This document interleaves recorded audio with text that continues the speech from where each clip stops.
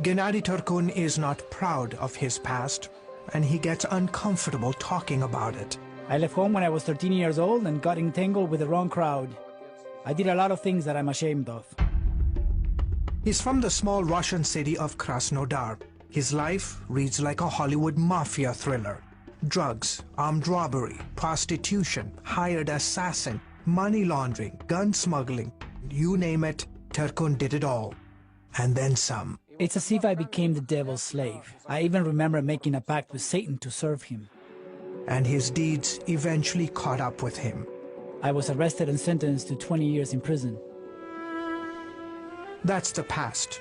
And to witness the power of a life transformed by God, look no further than Gennady Turkin. The year was 1987. The former Soviet Union faced huge political changes, and a young Turkin sat in prison. I had a bad reputation in prison as someone who had special cult-like powers. Prisoners were even afraid of me.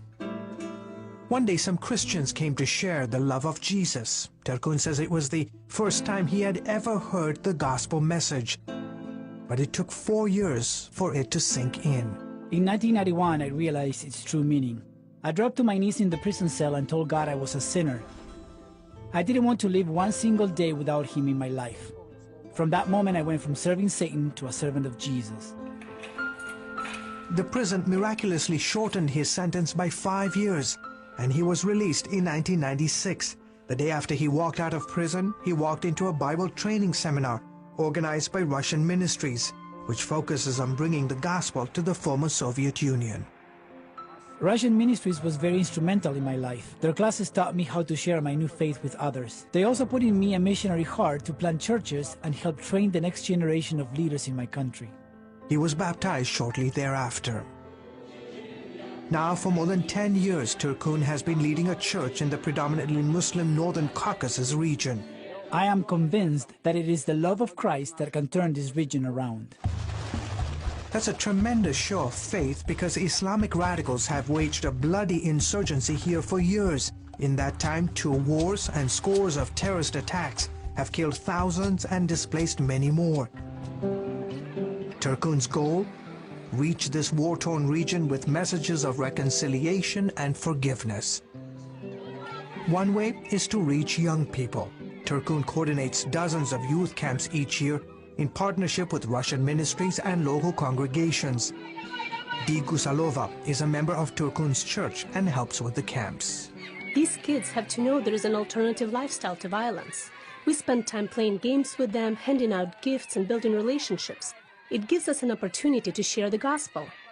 Many parents say the camps are God-sent. I love it when they talk about peace and getting along with other ethnic and religious groups. They are helping to build bridges, and this is important. In one city, the local Communist Party even took out full-page newspaper ads promoting the youth camps. You may be surprised, but there are many Christians in the Communist Party. We believe that the messages of Christ can give these kids a brighter future. When he's not coordinating camps or preaching, Turkin trains local believers to become the future leaders here. It's all about missions and church planting. Working in the Northern Caucasus is not without its hardships. It includes the volatile region of Chechnya, where Muslim militants and Russian forces have battled back and forth to control the province. There is relative peace now, but Islam's influence is growing. With the help of the Russian government and several Muslim countries, including Saudi Arabia, Chechnya has today erected what could be the largest mosque in Europe. For evangelical Christians living in this province, life for them can not only be challenging, but potentially dangerous. Ramza has first-hand experience. CBN News agreed to conceal his identity for protection. I've been repeatedly warned by Muslim radicals and local authorities to stop preaching, but I will not.